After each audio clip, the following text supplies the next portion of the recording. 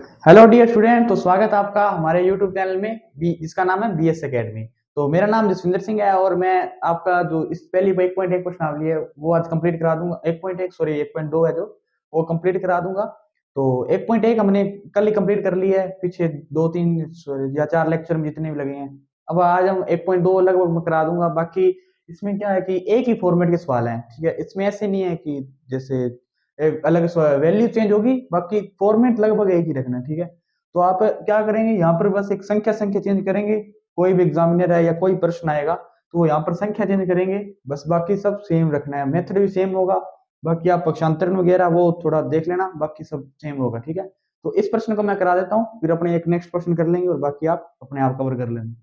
तो इसको कैसे करना है कि ये प्रश्न क्या है कि सिद्ध कीजिए कि 5 - एक अपरिमेय संख्या है। अपरिमेय संख्या है और परिमेय संख्या थोड़ा मैं बता देता हूँ क्या होती है। कि परिमेय संख्या होती है जैसे परिमेय संख्याएं, ये कौन सी होती हैं जो p बटा क्यू के रूप में लिखी जाती हैं, ठीक है। p बटा क्यू के रूप में, जहां एक विशेष स्थिति आती है कि q does not equal to zero होना चाहिए, मतलब q जीरो के बराबर नहीं होना चाहिए ये वाला। क्योंकि यदि ये जीरो के बराबर हो गया तो जो अनंत आएगा, ठीक है। इसलिए क्या ये जीरो के बराबर। अब p बटा क्यू में जैसे संख्याएं कोई भी आ सकती हैं, जैसे p की जगह 3 आ गया, बटा में 2 आ गया, तो ये कौन सी संख्या है, परिमेय। अपरिमेय संख्याएं जो अपने को सिद्ध भी करनी है इसमें क्वेश्चन में, तो वो कौन सी होंगी, जैसे अब रूट वाली होगी, अंडर रूट वाली, जिसका अंडर रूट ना निकल सके, मतलब वर्गमूल ना निकले, ठीक है। तो अंडर रूट के अंदर जैसे 2 होगी, अंडर रूट 3 होगी, अंडर रूट 5 होगी, लेकिन अंडर रूट 4 है, जैसे ये कौन सी संख्या है, ये एक परिमेय संख्या है, क्योंकि इसको अपने अंडर रूट से बाहर निकालेंगे तो इसकी वैल्यू क्या आती है, 2 आ जाती है। तो 2 एक क्या है, परिमेय संख्या, क्योंकि 2 के बटा में 1 लिखा होता है। तो p बटा क्यू के रूप में आ गई, Q does not equal to zero है, इसलिए अंडर रूट 4 एक परिमेय संख्या है। लेकिन under root 3, under root 5, under root 2, under root 6 ऐसे चलते जाएंगे आगे, अंडर रूट 7, ठीक है। अंडर रूट 9 नहीं होगी, ऐसे करके, ठीक है। तो ये अपरिमेय संख्या होगी और अपने को सिद्ध क्या करना है कि रूट वाली कोई संख्या होगी और उसको अपने सिद्ध करना है कि ये अपरिमेय संख्या है, ठीक है। तो इसको अपने अभी मैं कराता हूं कि ये कैसे अपरिमेय संख्या है, तो वो अपने करते हैं। तो अब हम करते हैं इसका सॉल्यूशन। सॉल्यूशन इसका पहले कैसे करना है, ये फिक्स फॉर्मेट है, इसमें मतलब कोई चेंज नहीं करना, जैसे मैं कर रहा हूँ वैसे ही करना है। आपको कैलकुलेशन इसमें जो होगी वो मैं आपको बताऊंगा कि कहाँ आपको चेंज करना है, वो बस चेंज करना, बाकी सब सेम टू सेम, मतलब सेम रखना है, कोई चेंज नहीं करना उसमें। हिंदी सब सारी हिंदी है इसमें लगभग। तो अपने क्या है कि 5 - एक अपरिमेय संख्या है, ये अपने को सिद्ध करना है। तो सबसे पहले इसको क्या मानेंगे अपने, परिमेय संख्या। तो मानना 5 - एक परिमेय संख्या है। अपने के ये देखो कि जो अपरिमेय संख्या उसकी जगह अपने को परिमेय मानना है, अपरिमेय नहीं मानना है यहाँ पर। तो अपने इसको अगर परिमेय मानेंगे तो अपने जानते हैं कि परिमेय संख्या कौन सी होती है, जो होती है p बटा क्यू के रूप में। p बटा क्यू के रूप में लिख सकते हैं जिन संख्याओं को, वो होती है परिमेय संख्याएं। तो इसके बाद में आपको 5 - को p बटा क्यू के रूप में लिखना है। फिर क्या करना है कि ये जो रूट वाली संख्याएं होंगी ना उसको एक साइड रख लो, बाकी जो जो भी इसके साथ वैल्यू आएगी वो एक साइड, मतलब इक्वल के उस साइड भेज दो, ठीक है। p बटा क्यू उसके साथ में, तो √3 बराबर, ये माइनस का है, p बटा क्यू, ये इधर जाएगा तो -5, ठीक है।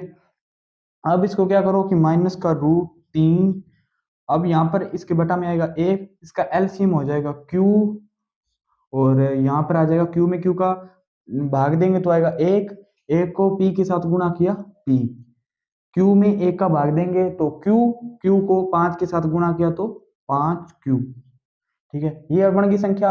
अब इसको इधर से माइनस के साथ गुणा कर दो तो ये आ जाएगा p -5q बटा q, ये पूरा माइनस के साथ गुणा। अब इसको सोल्व करेंगे तो ये क्या आ जाएगा, 5q - p बटा में q, ये जो अपने बन गई एक समीकरण। ठीक है, बस ये कैलकुलेशन है, इसके बाद में सारी हिंदी है। ठीक है, तो ये कैलकुलेशन सेम, कोई भी प्रश्न आएगा उसमें आपको यहाँ पर ही कैलकुलेशन चेंज करनी है, इसके अलावा और कोई चेंजिंग नहीं करनी। ठीक है, तो इसके बाद में क्या करेंगे कि इतना लिख के फिर यहाँ एक यहाँ पर शॉर्ट लिख लेना कि Q does not equal to zero, ये वाला जरूर लिखना है यहाँ पर ऐसे लगा के चूंकि Q does not equal to zero. ठीक है, ये एक जरूर लिखना है ब्रैकेट में। इसके बाद में अपने इसके नीचे लिखना है, यहाँ से मैं स्टार्ट करता हूँ, आप नीचे लिखना कि ये आ गया, हाँ, P ऐसे निशान लगा के P Q एक पूर्णांक है। पी क्यू क्या है, एक पूर्णांक है। पूर्णांक मतलब जो जीरो माइनस वाली वैल्यूज और जीरो को भी इंक्लूड करना है अपने, और प्लस वाली भी सारी वैल्यू, लेकिन पॉइंट्स वाली नहीं होनी चाहिए। ठीक है, तो पी क्यू क्या है, एक पूर्णांक है। फिर अपने नेक्स्ट इसके बाद में लाइन लिखेंगे कि ये वाली जो पी बटा क्यू है, ये है एक परिमेय संख्या, परिमेय संख्या है। इसके बाद में ये वाली लाइन लिख के फिर आपको लिखना है कि ये जो अपने मान निकाला है, ये 5Q माइनस पी बटा क्यू, इसको लिखना आप कि 5 इसलिए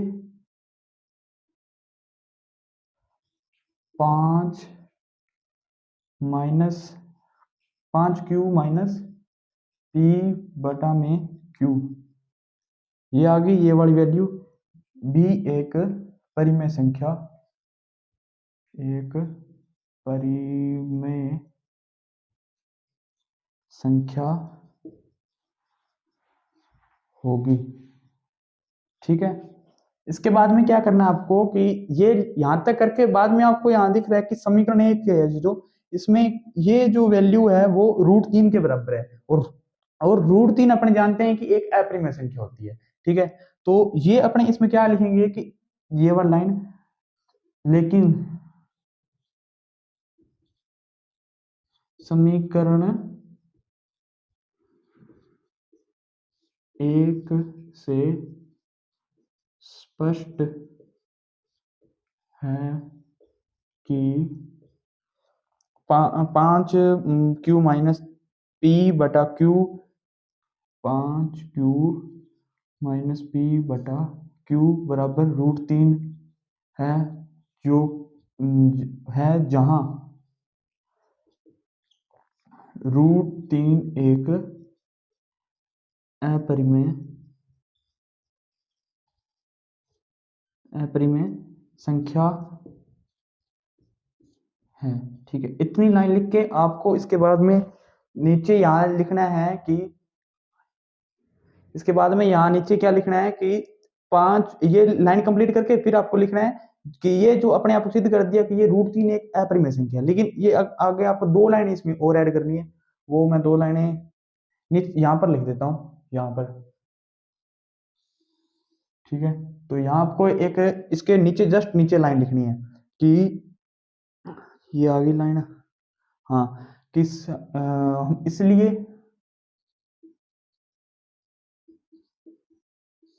हमारी पूर्व कल्पना गलत है।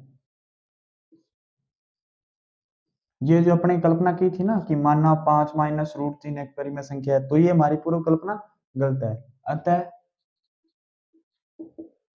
अतः ये कहोगे वो 5 माइनस √3 एक अपरिमेय संख्या है, और लास्ट लिख देना इति सिद्धम। ठीक है, इसमें आपको सेम इसी तरह करना है, ये और ये 2 लाइनें आपको सेम रिपीट करनी है। यहाँ पर आपका जो क्वेश्चन है वो सॉरी आंसर है वो कंप्लीट हो चुका है। अब क्या करना है आपको मैं बता देता हूँ कहाँ कहाँ आपको चेंज करना है। इसमें आपको एक तो ये वैल्यू चेंज मिलेगी कि 5 माइनस √3, इसकी जगह आपको कोई और वैल्यू मिलेगी। ये आपको सेम इमेजिन करना है, ये वाली लाइन। फिर आपको क्या करना है कि रूट वाली को एक साइड रखना है संख्या को, बाकी सारे को जो भी संख्याएं आएंगी वो आप उस साइड भेज देना इक्वल के, ठीक है। और बाद में ये समीकरण बना के फिर ये वाली लाइन और ये वाली लाइन जरूर लिखनी है, ठीक है।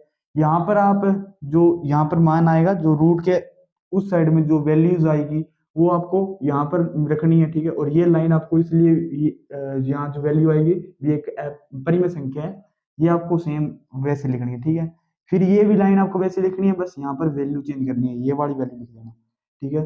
फिर और ये √3 आ जाएगी, ये वाली वैल्यू यहाँ पर।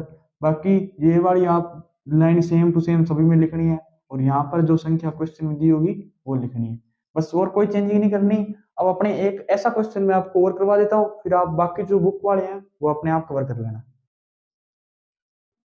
तो डियर स्टूडेंट्स, हमने पिछला क्वेश्चन या उदाहरण जो था हमारा वो हमने कंप्लीट कर लिया है। इसके बाद में हम जो मैं आपको ये जो तीसरा प्रश्न है जो वो आपको करवा देता हूँ, बाकी आप घर पे आराम से प्रैक्टिस कर लेना। तो नेक्स्ट जो अपना है प्रश्न तीसरा है, उसका पार्ट दूसरा है, 7√5 है, इसको अपने सिद्ध करना है कि एक अपरिमेय संख्या है। तो बस वैसे सेम ही पहले वो लाइन रिपीट करनी है अपने कि मानना 7√5 एक कौन सी संख्या है, परिमेय।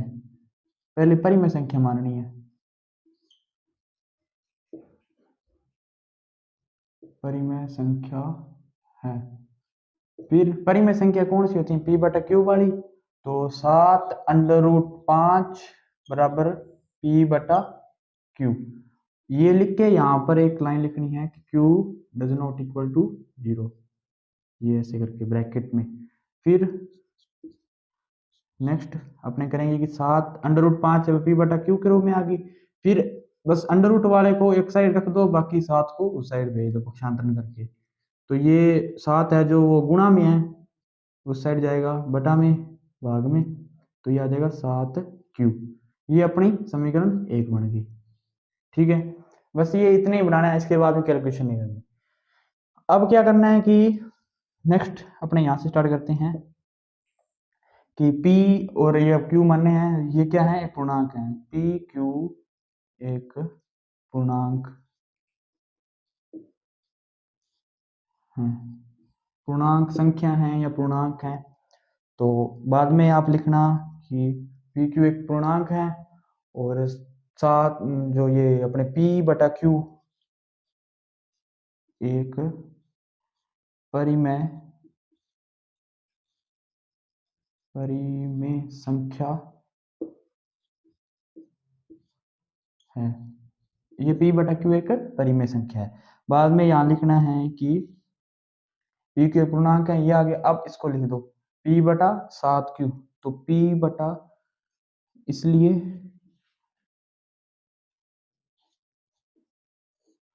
ये वाला निशान नहीं लगाना, इसलिए p/7q एक परिमेय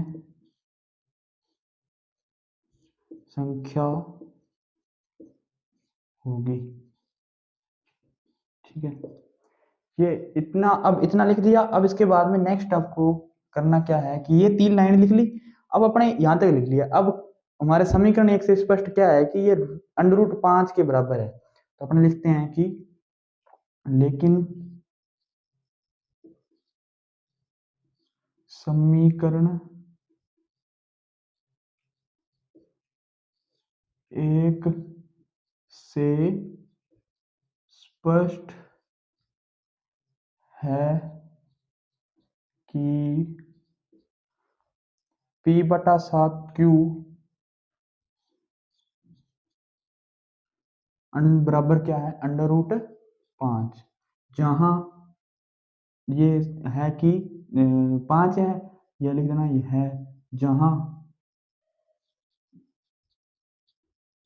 ये आगे इसी लाइन में आगे रिपीट करना है, जहां √5 एक कौन सी संख्या है, अपरिमेय संख्या है। अंडर रूट वाली परिमेय संख्या होती, अपरिमेय संख्या होती है, अपरिमेय संख्या है। इतना करके बाद में आपको क्या करना है कि ये, इसलिए हमारी जो पूर्व कल्पना है वो गलत है। तो इसलिए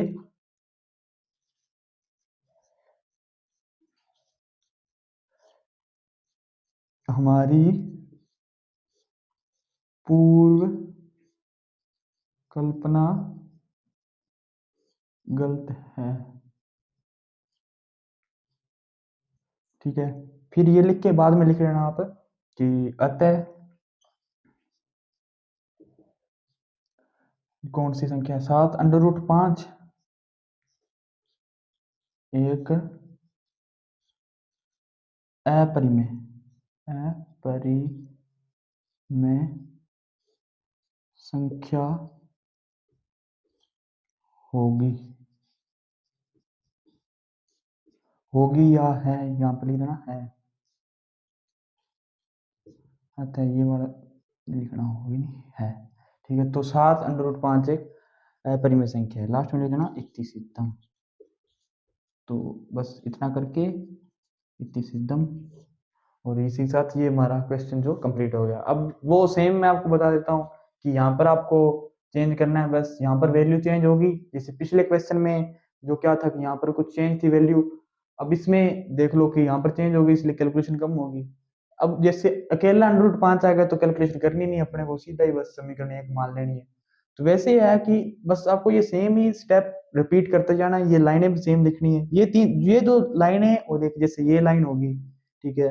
और बस ऐसे जैसे कई लाइनें हैं, बस वो तो रट्टा मार लो, मतलब फिक्स ही कर लो, वो अपने को लिखनी है।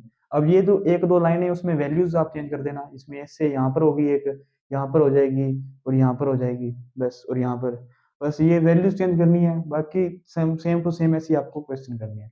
तो इसी के साथ ये हमारी जो प्रश्नावली 1.2 वो मेरी तरफ से कंप्लीट है। वो आप अपनी तरफ से जो इसकी प्रैक्टिस है और जो बाकी अदर क्वेश्चन है इसके और एग्जांपल्स हैं वो आप कर लेना, क्योंकि इसमें बहुत टाइम लगेगा ना। अब ये देख लो एक दो क्वेश्चन में लगभग 20 मिनट लग गए, तो बाकी तो कम से कम 7-8 क्वेश्चन दे रखे हैं, इतना टाइम नहीं है, इसलिए आप सेम टू सेम ऐसे ही करने हैं। बाकी अगर ना आए तो आप कमेंट कर देना, मैं जरूर बता दूंगा, ठीक है। तो आपको अब एक पहली जो कंप्लीट मेरी प्रश्नावली कंप्लीट हो चुकी है 1.1 और 1.2। इसके बाद में हम नेक्स्ट वीडियो में दो दूसरी प्रश्नावली है बहुपद, ठीक है। तो वो अपने स्टार्ट करेंगे, तो बेसिक से बिल्कुल कराएंगे, और इसलिए हमारे साथ जुड़े रहिए। तो अब हम नेक्स्ट वीडियो मिलते हैं। तो वीडियो पसंद आया लाइक कमेंट शेयर जरूर कर देना, और बाकी अब नेक्स्ट वीडियो में बहुपद स्टार्ट करने वाले हैं, उसमें जरूर आना। Thank you.